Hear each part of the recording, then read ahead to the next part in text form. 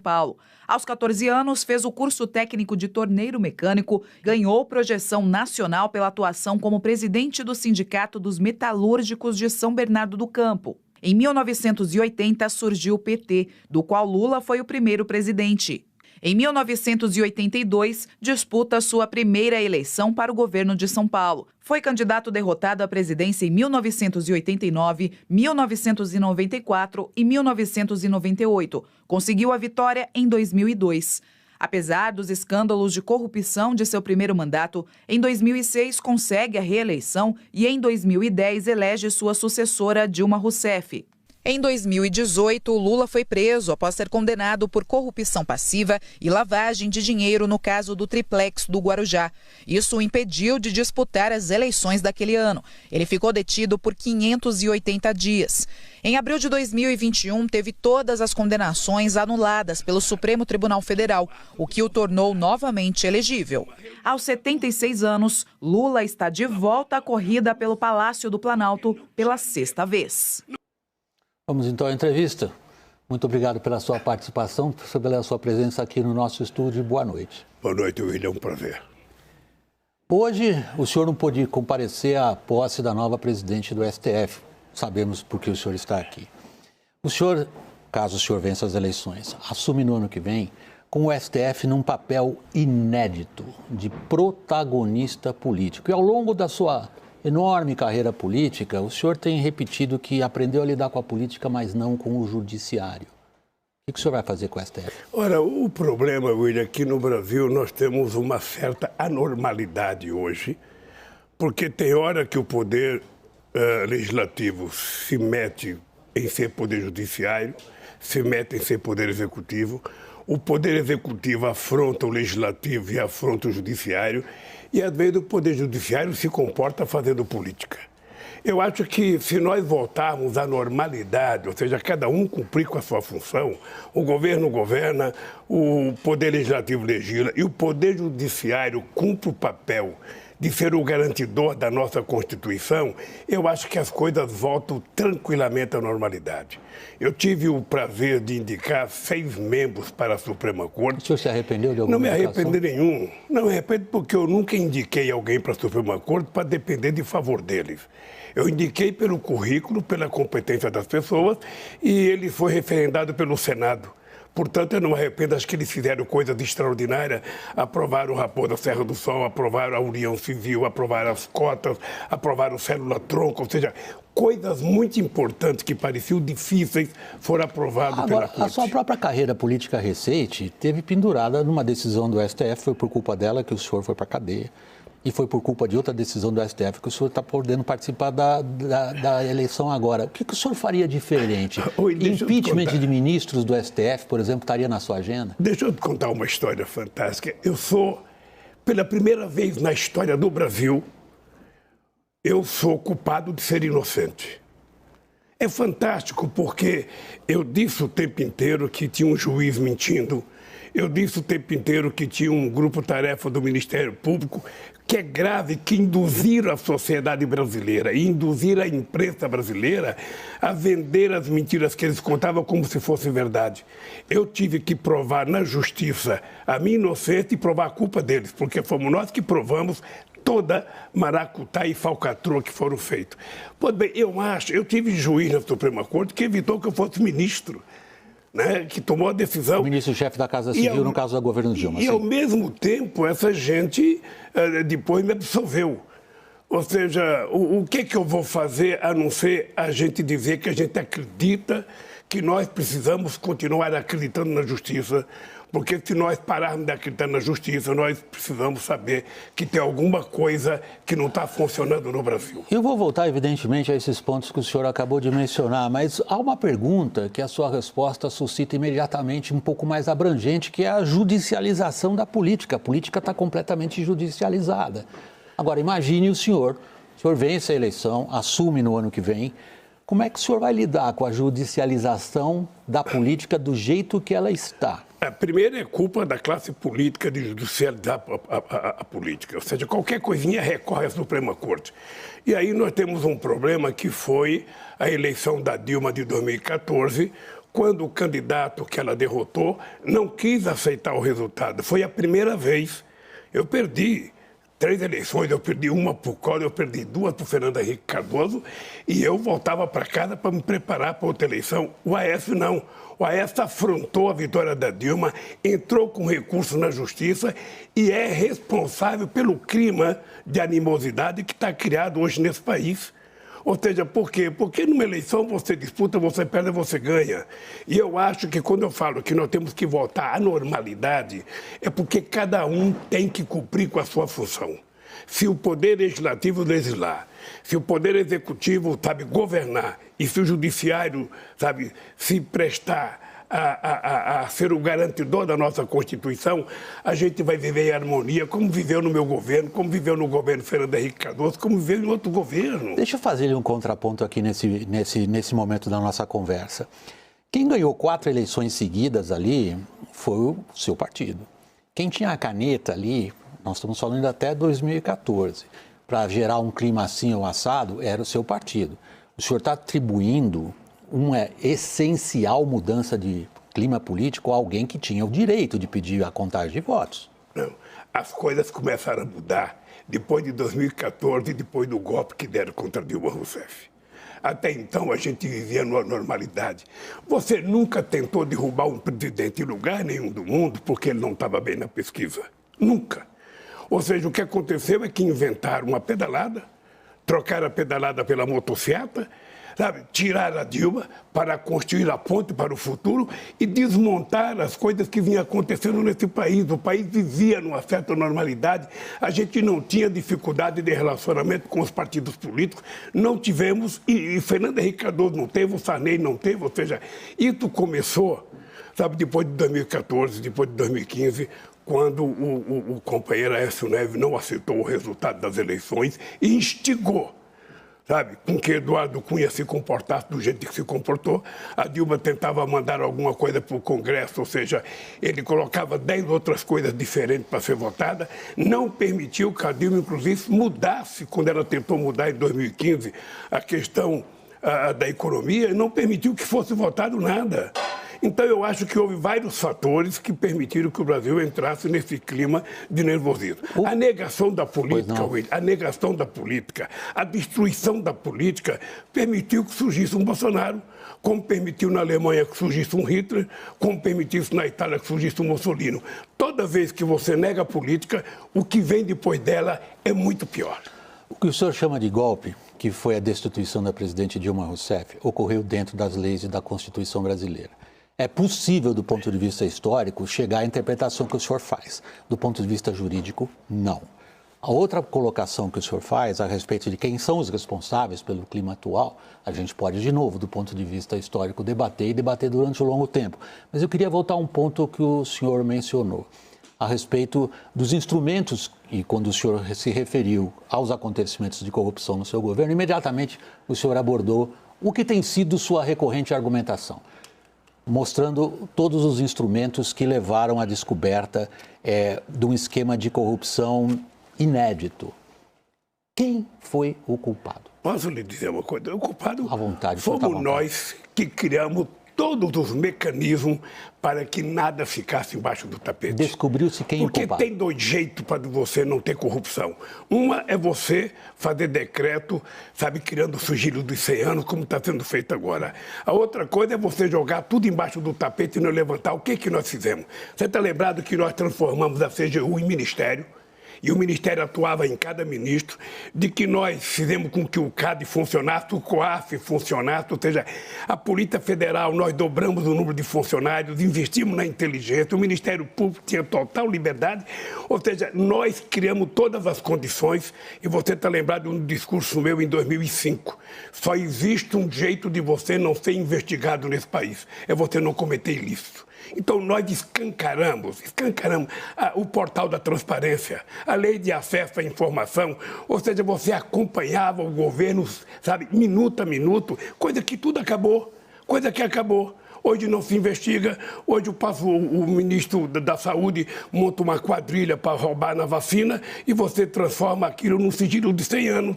Hoje você vê o presidente não explicar para a sociedade por que ele gastou 26 milhões para comprar 50 imóveis pagando dinheiro. No meu tempo, nada ficava sem investigar. O senhor tem E assim foi e assim será. O senhor tem uma explicação a oferecer ao eleitorado sobre o que aconteceu, quem foi o culpado de tudo aquilo? Olha, eu acho que o culpado foi quem meteu as mãos, sabe, manteve os pés pelas mãos. Ou seja, quando você governa um país do tamanho do Brasil, sabe, um país que tem milhares de funcionários, sabe, dezenas de ministérios, e alguém comete um ilícito, o que você tem que fazer? Apurar. Apurou, puniu. Se a pessoa foi inocente, a pessoa é absolvida. Se a pessoa foi culpada, a pessoa paga. É assim que funciona. Eu te dou um exemplo mais forte, ou seja, quando houve corrupção, sabe, na Coreia, o que eles fizeram na Samsung? Prenderam o dono da empresa, mas a empresa continuou funcionando. Quando aconteceu na Volkswagen na Alemanha, o que eles fizeram? Prenderam o dono da empresa, mas o trabalhador continuou trabalhando. Quando eles fizeram na França, a mesma coisa. Aqui no Brasil, eles tentaram destruir as empresas. Quem pagou o preço foram os trabalhadores brasileiros, porque você sabe que a Lava Jato ela causou 4 milhões e 4 mil postos de trabalho fechados nesse país. Ela destruiu um setor de engenharia, ela destruiu o setor de óleo e gás desse país, que nós precisamos reconstruir com o mesmo discurso, William, o mesmo discurso.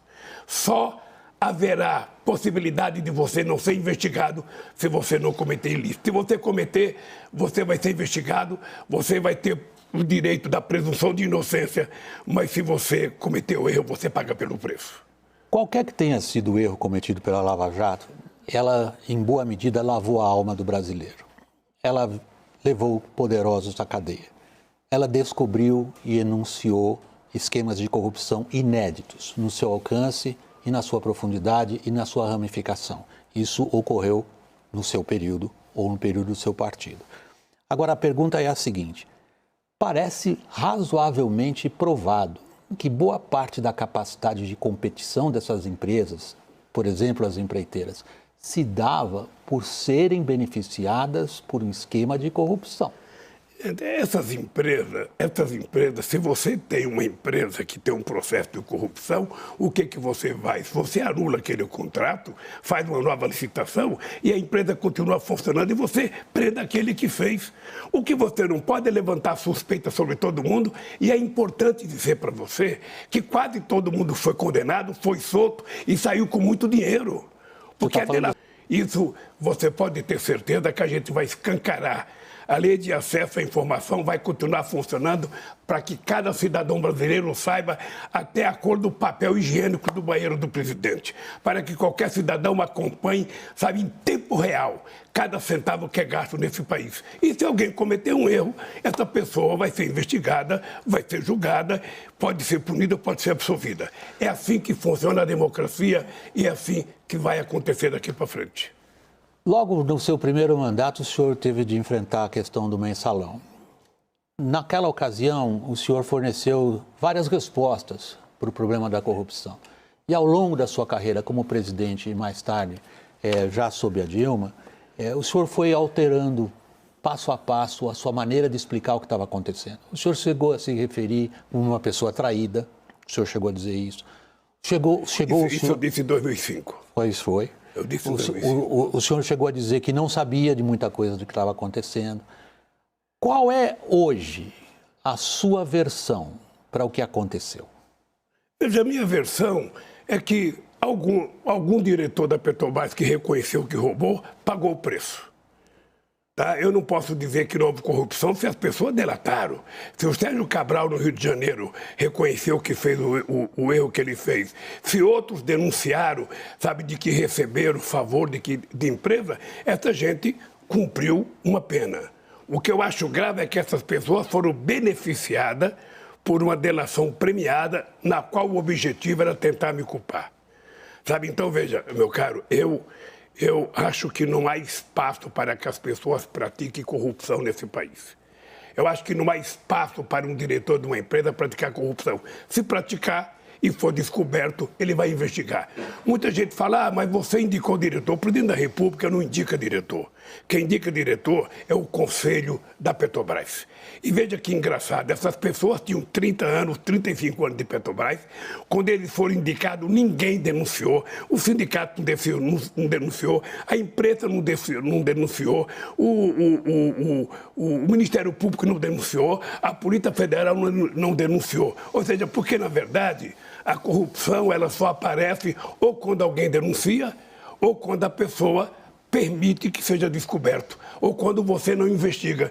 No nosso caso, qualquer denúncia que apareceu, a gente foi para cima para investigar.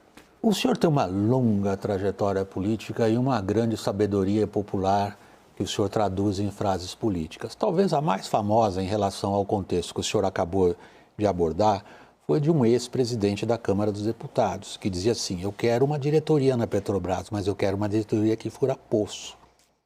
Nós temos uma tradição de partidos políticos loteando entre si cargos em estatais e autarquias e órgãos federais.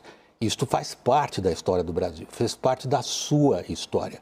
De novo, nós estamos de novo na mesma situação. E fará parte da sua história se você for presidente da República. Não, eu não tenho essa veleidade nem essa pretensão, nem sirvo para isso. Deixa eu falar uma coisa.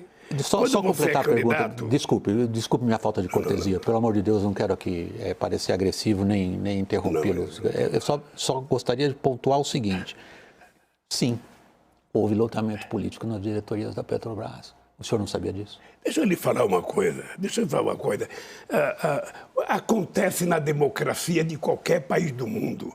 Quando você ganha uma eleição, você faz uma composição para ganhar as eleições. Eu, por exemplo, agora tenho 10 partidos pequenos que fazem composição comigo.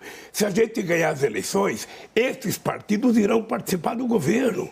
Eles terão o direito de indicar aqui, como indicaram na Alemanha, como indicaram nos Estados Unidos, como indicaram na França. Isso faz parte da democracia. O que não tem sentido é você ganhar as eleições e o seu adversário indicar. Então, essas pessoas indicam essas pessoas. E cada pessoa que é indicada, ele é eleito pelo conselho dessas empresas. Então, meu caro, você não tem como fazer a não ser assim. Você não tem. Como é que você escolhe o ministro da Suprema Corte? Como é que você escolhe o diretor da Polícia Federal? Como é que você escolhe um procurador-geral da República? Como é que você indica os diretores para o Conselho da Petrobras e para o Conselho de outra empresa? É indicação das pessoas, sabe, que participaram do teu processo. Essa pessoa passa por uma investigação no Gabinete Civil da Presidenta da República e o Gabinete da Presidenta da República diz o seguinte: olha, essa pessoa não tem nada contrário a ela. Essa pessoa pode ser indicada. Aí você indica. Sabe? E essas pessoas, veja, os que eu indiquei na Petrobras eram pessoas com mais de 30 anos de concursado na Petrobras. Não era corpo estranho. Eram pessoas, sabe, que pertenciam a partidos políticos, como muitos de hoje pertencem, mas que eram concursados e trabalhavam na empresa há muito tempo, antes do Lula criar o PT até. Vai ser assim a vida inteira, William, não tem como ser diferente. Não, o senhor está descrevendo como se faz a política como realmente ela é. Agora, supondo que o senhor vença a eleição, o senhor assume agora, no começo de 2023, numa situação muito diferente daquela que o senhor enfrentou 20 anos atrás no seu primeiro mandato, em termos de governabilidade. Um exemplo, que talvez seja bom para fazer o nosso público pensar, é a capacidade que o Legislativo desenvolveu de alocar recursos via orçamento público. É um poder, é uma ferramenta de poder que não existiu 20 anos atrás, quando o senhor, pela primeira vez, ocupou o Palácio do Planalto. Isso significa que o presidente da República é muito mais vulnerável, frágil e suscetível a manobras de partidos políticos do que era quando o senhor foi presidente pela primeira vez. Como é que o senhor pretende lidar com essa situação? O que aconteceu hoje no Parlamento brasileiro é pela fragilidade do presidente da República. O presidente da República, ele foi cooptado pelo Parlamento, ele entregou o orçamento ao Parlamento, o orçamento é do governo. O governo manda a LDO no mês de agosto para ela ser aprovada, o governo tem que executar. Olha, mas o que acontece é que o governo está tão fraco que o Congresso se apoderou e hoje o Congresso tem mais poder de investimento do que o presidente da República. Sim, a descrição que o senhor faz isso é muito grave, isso é muito grave. E como é que o senhor vai lidar com isso? Veja, eu espero que durante o processo eleitoral a gente eleja uma bancada bem mais arrumada do que a que temos hoje, bem mais comprometida com os interesses do povo do que nós temos hoje, e nós vamos ter que conversar. Política é a arte de conversar. Você vai ter que conversar e vai dizer que não pode ter orçamento secreto. Você vai dizer que não pode ter orçamento secreto, que você não vai permitir, sabe, que o Congresso possa ser o dono do orçamento quando tem que ser o Poder Executivo. Então, o Congresso vota o orçamento, mas quem executa é o presidente da República. Então, isso vai ter que ser conversa. Durante o processo eleitoral, nós estamos trabalhando a ideia de se eleger muitos deputados, muitos senadores, para que a gente não precise ser refém da forma que estão sendo refém. E isso vale para mim e vale para qualquer pessoa que ganhar. Eu sei que tem gente que vem aqui fazer entrevista com você e faz uma bravata. Não, porque eu faço isso, eu faço aquilo. Não faz. Não faz. Ou seja, você tem que conversar. E você conversa com quem foi eleito. Você não conversa com quem ficou suplente. Você não conversa com quem perdeu as eleições. Você conversa com quem está na cadeira, eleito como deputado ou eleito como senador. Goste ou não goste. Você conversa com as pessoas que têm poder de decisão. E você tem que montar uma equipe capaz de virar o jogo. Quando eu fui procurar o companheiro Alckmin para ser meu vice, sabe, era porque eu sabia da necessidade que a gente vai ter de fazer muita articulação em Brasília para a gente tentar mudar, sabe, o fato do presidente da República ser refém do Congresso Nacional. Refém do Congresso Nacional é pior ainda. Nunca se viu o Congresso Nacional com o tipo de ferramenta de poder que tem hoje. Isso implica ao senhor, como articulador político, montar uma coligação muito maior que a senhora acabou de anunciar, de 10 pequenos partidos. Como é que o senhor vai montar essa coligação? Olha, está montada a coligação. Primeiro temos que ganhar as eleições. Assumindo, depois, por hipótese, ok, por hipótese. E depois vamos ter que montar o governo antes de assumir. Nós temos que entregar o governo antes de assumir. Nós vamos escolher os ministérios, as pessoas que têm competência. Eu vou te dar um exemplo, William. Quando eu ganhei as eleições de 2003, só para você ter ideia, eu levei o Furlan, que eu nem conhecia. Eu não tinha amizade com o Furlan. Eu levei o Roberto Rodrigues para a agricultura, que eu nem conhecia. Eu levei o Miguel Jorge, sabe, que eu tinha pouca amizade, era da Alto Latina. O Márcio Tomás Bato não era do PT, o Celso Amorim não era do PT. Eu levei o companheiro Valfrido dos Mares Guia para ser ministro do Turismo, sabe, que eu não tinha nenhuma relação com ele. Ora, porque na hora de você montar o governo, você vai pegar pessoas que estão capacitadas e pessoas que têm representatividade. O que eu tenho hoje de diferente? Eu tenho muita experiência. Eu fui um governo, sabe, que conseguiu fazer as coisas que aconteceram nesse país, que há muito tempo não acontecia. A razão pela qual eu estou candidato hoje é porque eu tenho certeza que é possível a gente recuperar a economia desse país, é possível a gente voltar a gerar emprego, é possível a gente voltar a aumentar o salário mínimo, é possível a gente voltar a garantir que as pessoas podem ir para a universidade, que as pessoas podem ir para a escola técnica. É preciso garantir que a sociedade brasileira vai voltar a comer 3 vezes ao dia.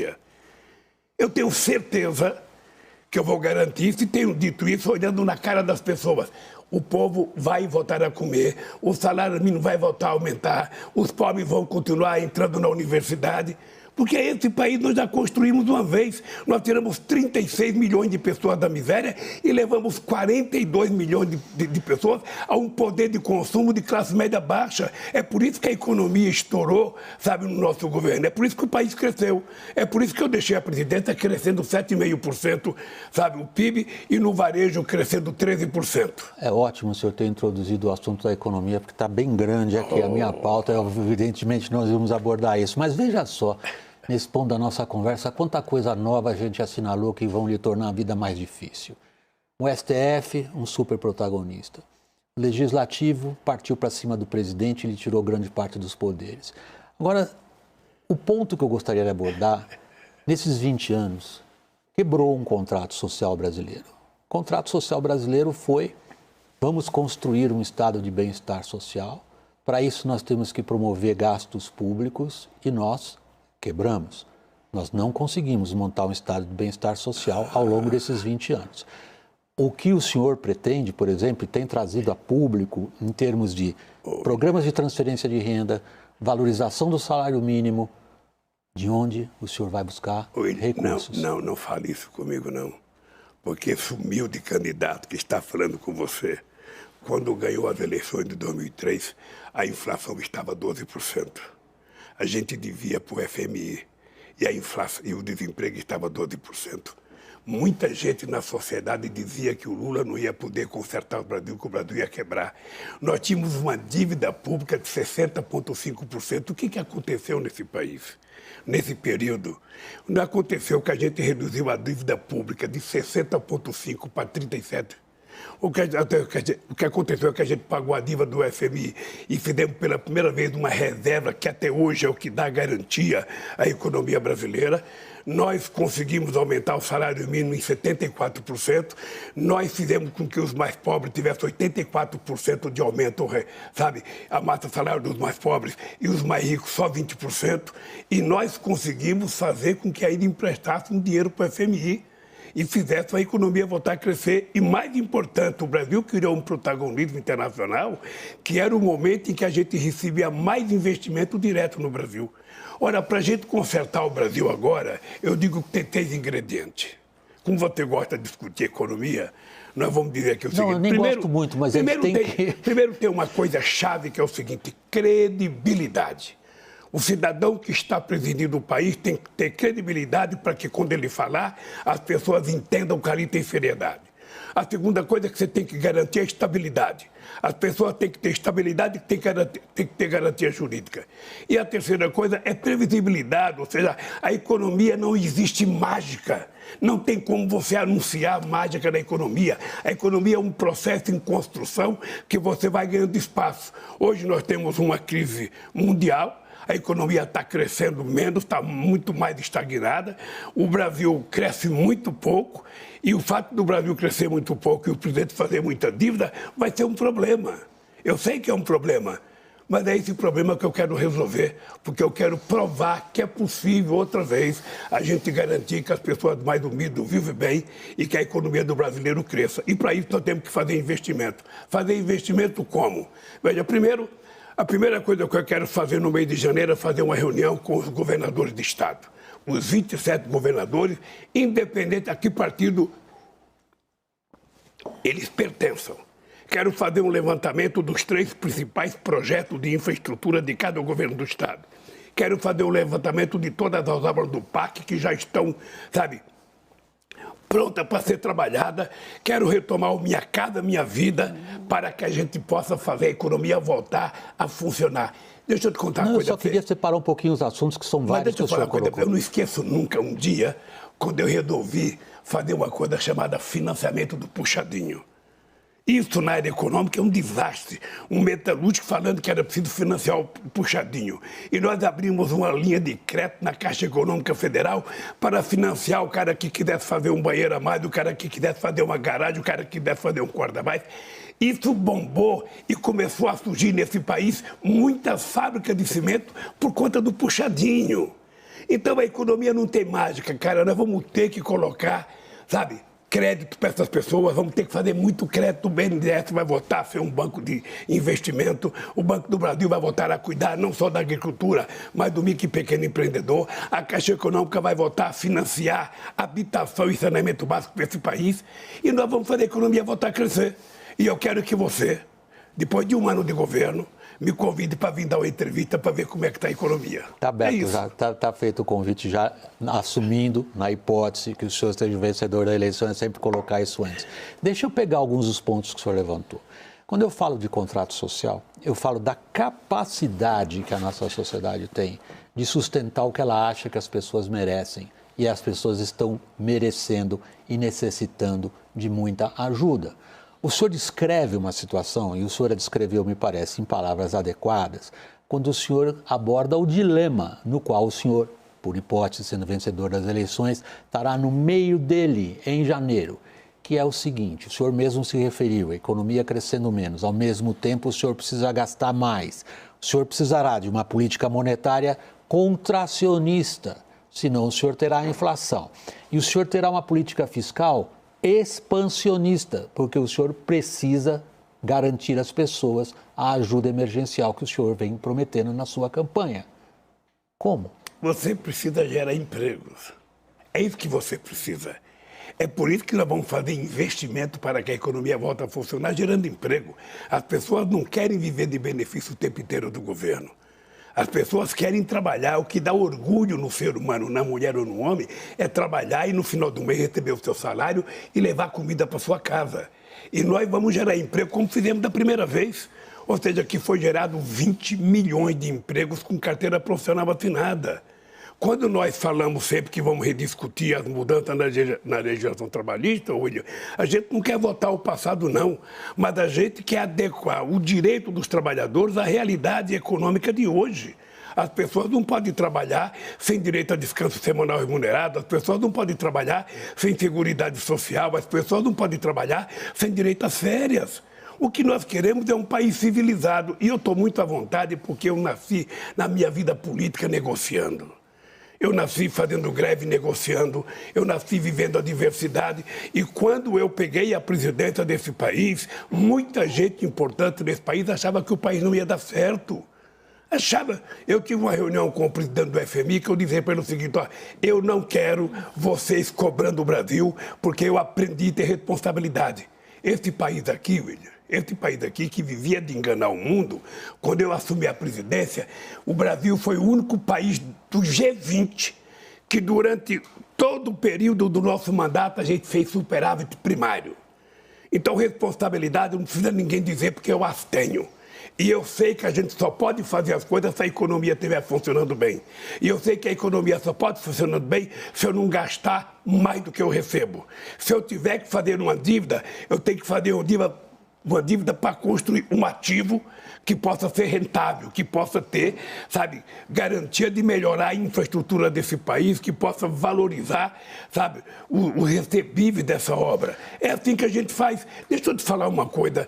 Hoje, você já parou para pensar quanto que é a dívida pública dos Estados Unidos? Quanto que é a dívida pública da Inglaterra? Quanto que é a dívida pública da Itália? Quanto que é a dívida pública do Japão?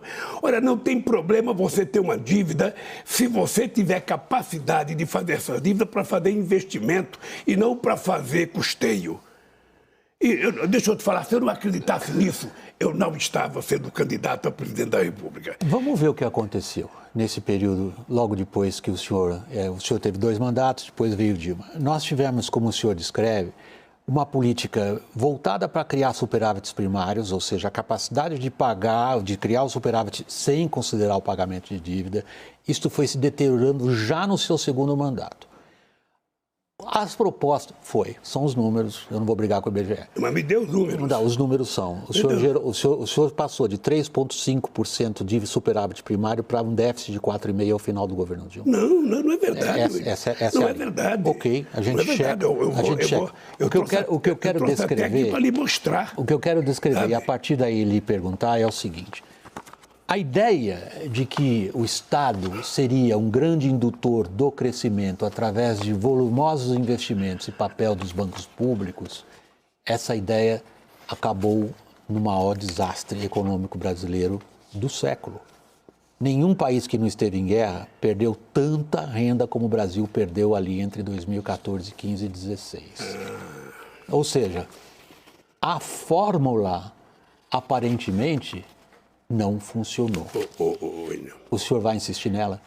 Deixa eu te contar uma coisa. Eu vou investir na fórmula que foi um sucesso extraordinário. Eu vou separar o data que você falou, vou pegar o meu mandato. Tá? Eu vou lhe contar algumas coisas para você saber. Quando eu cheguei na presidência da República, o nosso fluxo de balança comercial era 108 bilhões de dólares. Nós deixamos essa com quase 482 bilhões de dólares. O nosso fluxo comercial com a Argentina era 7 bilhões de dólares. Quando deixamos a presidência, era 39 bilhões de dólares. Quando eu cheguei na presidência, nós tínhamos 380 bilhões de reais de crédito em todos os bancos privados e bancos públicos. Quando eu deixei, eram 2 trilhões e 700 bilhões. Porque esse país era um país capitalista que não tinha capital. Sabe? Uma coisa importante que as pessoas não sabem é que o maior processo de capitalização da história do capitalismo no mundo foi feito aqui, na cidade de São Paulo, na sede do Bovespa, quando eu capitalizei a Petrobras depois da descoberta do pré-sal. Então, esse país estava funcionando bem. A Dilma, no primeiro ano, cresceu 4%, depois cresceu 2,9%. A crise mundial foi se agravando. A Dilma percebeu que tinha que fazer. Nós fizemos a desoneração de quase 540 bilhões, o que eu acho que foi um equívoco. Quando a Dilma tentou mudar, ela mandou medida provisória tentando mudar, o Congresso Nacional rejeitou. Desoneração é uma renúncia fiscal importante. Mas não rendeu emprego como se esperava. É importante se você fizer com contrapartida. É importante se você fizer em tempo de crise com contrapartida. No meu governo, eu fiz 47 bilhões acertados entre patrão e sindicato, e depois, no governo da Dilma, acho que foi feito 540 bilhões de 2008 a 2015. Quando o senhor começou o governo, o senhor não reviu nenhuma privatização do seu antecessor, Fernando Henrique. Agora o senhor está falando em rever as privatizações do atual governo. Eu não falo em rever privatização. Cara, eu vou ganhar as eleições, eu preciso tomar pé da situação. Eu preciso saber que a necessidade primária desse país é dar comida para esse povo. Você está lembrado do meu discurso quando eu ganhei em 2003? Se quando terminar o meu mandato, todo brasileiro estiver tomando café, almoçando e jantando, eu já cumpri a missão da minha vida. E hoje nós temos 33 milhões de pessoas passando fome, nós temos 105 milhões de pessoas com algum problema de deficiência alimentar, e nós precisamos cuidar disso. Nós precisamos cuidar. Essas pessoas não podem viver de esmola. Eu já fiz uma vez e vou fazer com mais competência agora. E vou montar um governo com muita gente da sociedade, muita gente importante. Quem quiser contribuir com esse país vai contribuir e nós vamos recuperar. Nós vamos fazer muitas obras nesse país. O Minha Casa Minha Vida foi substituído por uma coisa chamada Casa Amarela. Até hoje não tem uma casa. A carteira de trabalho foi mudada por uma carteira verde e amarela. Não tem o emprego. Ou seja, a maioria do emprego informal. Você sabe que tem quase que 80% das famílias devendo. E parte dessa dívida é com comida, é cartão de crédito.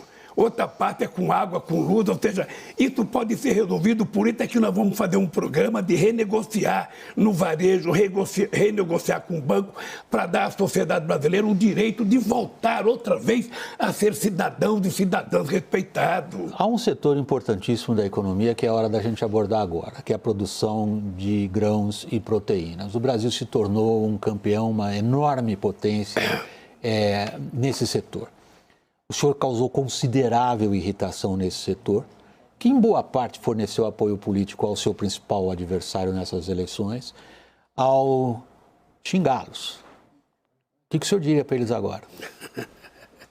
Eu diria o seguinte: nunca o agronegócio teve tanto financiamento como no governo do PT. Nunca. Você pode trazer eles aqui para dizer. O fato deles não gostarem do PT não é por falta de financiamento. Eles sabem que em 2008 nós fizemos uma medida provisória chamada 432, sabe, que renegociou a dívida deles, praticamente 75 bilhões de dólares, que se a gente não fizesse isso, eles quebravam. Nós financiávamos essas máquinas grandes que você vê na televisão a 2% de juros ao ano. Hoje eles estão pagando 18%. O problema deles com o atual presidente não é por um problema de financiamento, não. Porque ele sabe quantas viagens nós fizemos levando ele para poder melhorar a exportação. O problema deles conosco hoje é porque ele sabe que no governo do PT não vai ter desmatamento na Amazônia. O senhor considera o agro responsável pelo desmatamento? Eu conheço as pessoas de responsáveis do agro.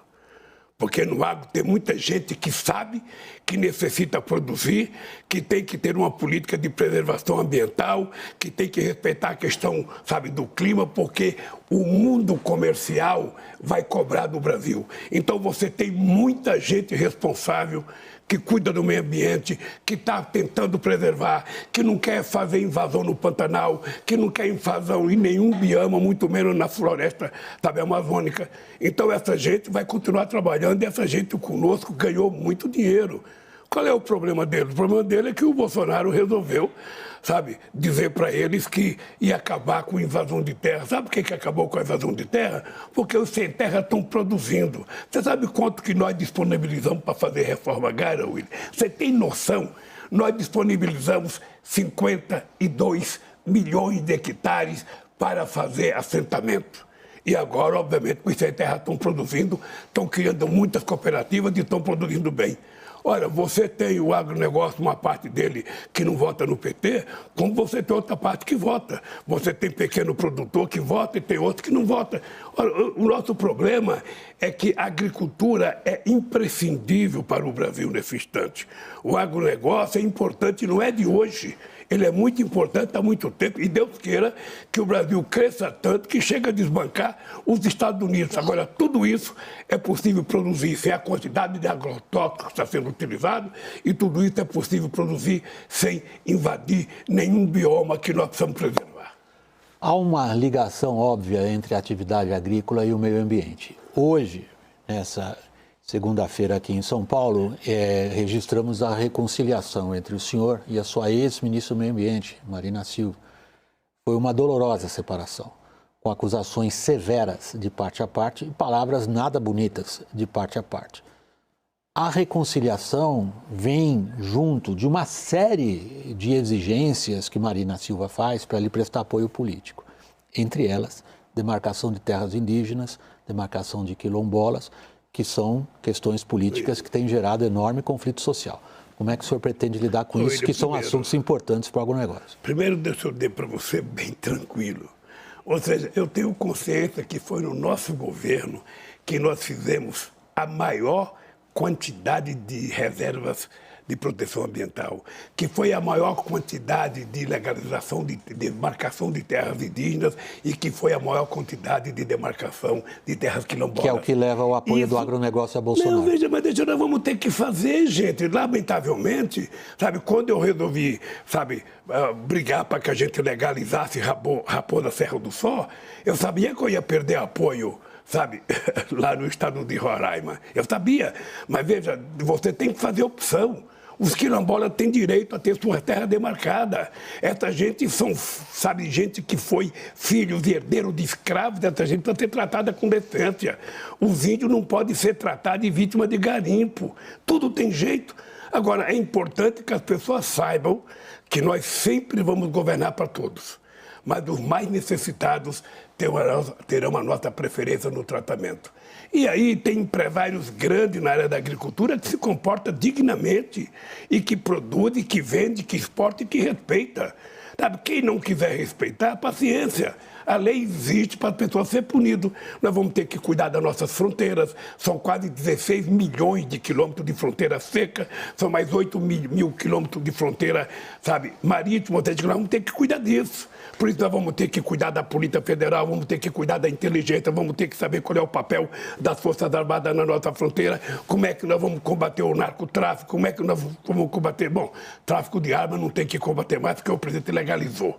Então, o presidente pensa que quem está comprando arma é o coroinha da igreja, é o pastor, não. Quem está comprando arma é o crime organizado, legalizado pelo presidente da República. Nós estamos com um problema sério lá fora hoje, quando a gente fala de meio ambiente e fala de possibilidade de exportação em nossos mercados. O Brasil tem sido violentamente criticado lá fora por políticas ambientais.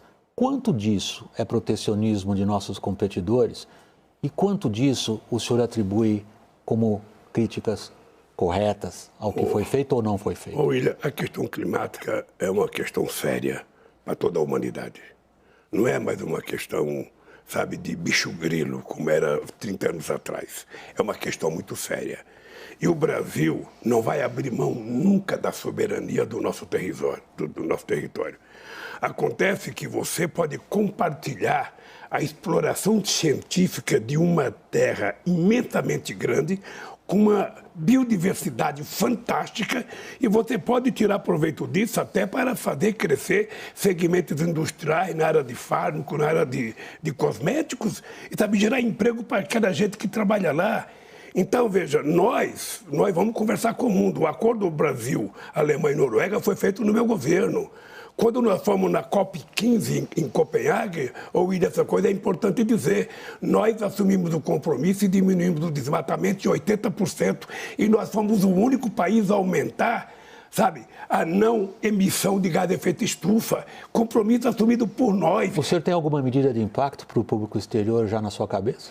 Deixa de falar, não sei se você se lembra, faz pouco tempo que eu fui à Alemanha e fui recebido pelo chanceler alemão, fui recebido pelo presidente Macron e fui recebido pelo presidente Pedro Sánchez na Espanha.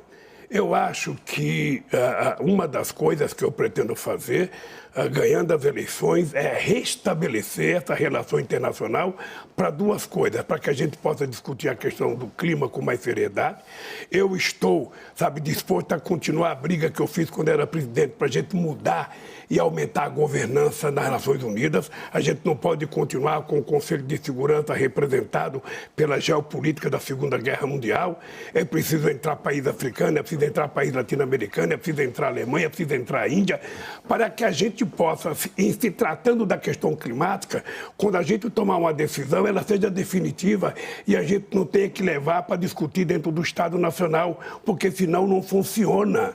Então, eu pretendo viajar para discutir, primeiro, a questão de investimento externo. E eu tenho certeza, vou falar olhando nos olhos do povo brasileiro, que nesse momento, na história do Brasil, ninguém tem a credibilidade de visitar o exterior e fazer acordo de investimento no Brasil do que nós. Nós vamos convencer as pessoas de que o Brasil é um bom negócio para fazer investimento novo, não para vender empresas públicas. O senhor está encaminhando um novo assunto, nós vamos abordá-lo. Eu não quero cortar o seu raciocínio, então vou pedir sua licença. Nós vamos a um breve intervalo e voltamos daqui um pouquinho, dá tempo do senhor tomar a água. A gente vem daqui a instantes de volta do intervalo. Estamos entrevistando o candidato à presidência pelo PT, Luiz Inácio Lula da Silva. Até já.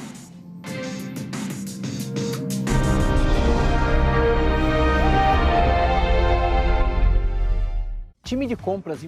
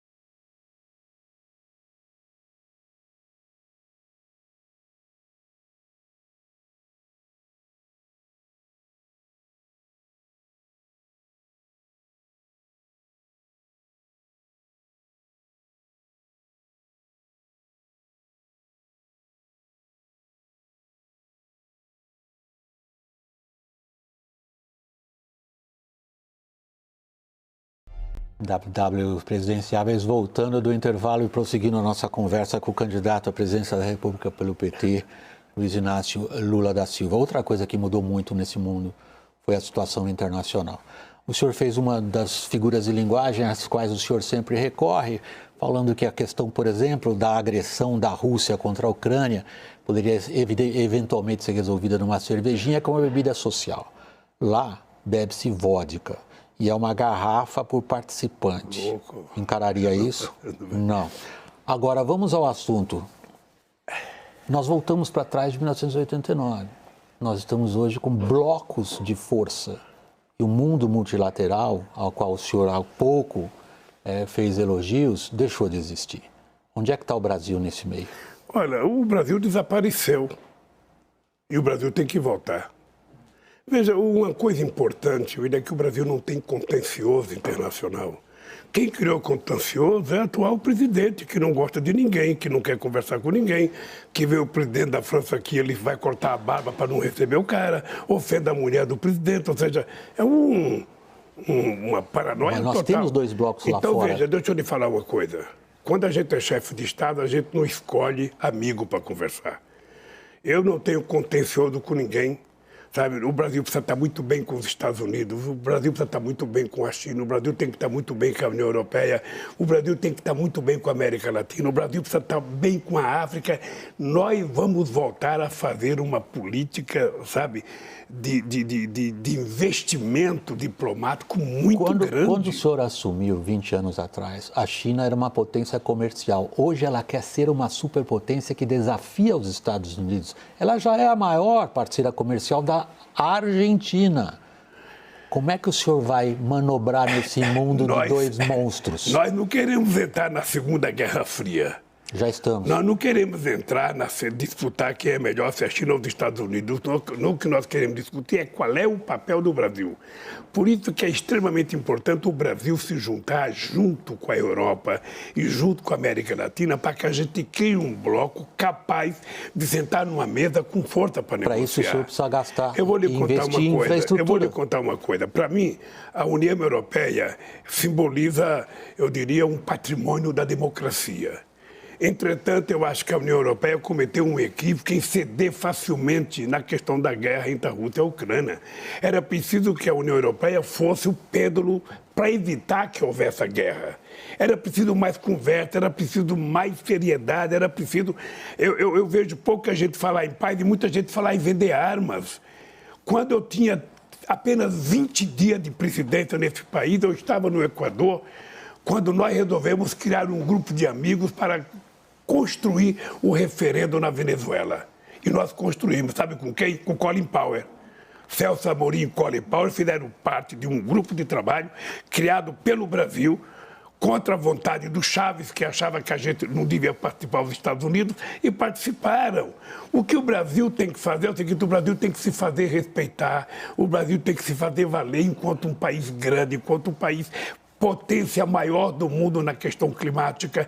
Isso tem um valor incomensurável hoje, Willy. Então, pode ficar certo o seguinte: você vai voltar a ter orgulho da relação internacional do Brasil. Para a gente voltar a ter orgulho da situação internacional do Brasil, a gente precisa de um mínimo de capacidade de projeção de poder. Não temos nenhuma. Você constrói. É o seguinte, eu fui presidente 8 anos nesse país. Eu fui convidado a participar 7 vezes do G8 e o Brasil foi o país que ajudou a construir o G20. Você precisa se fazer respeitar. Ninguém gosta de lambe-bota, ninguém gosta de puxa-saco, ninguém gosta de gente subserviente.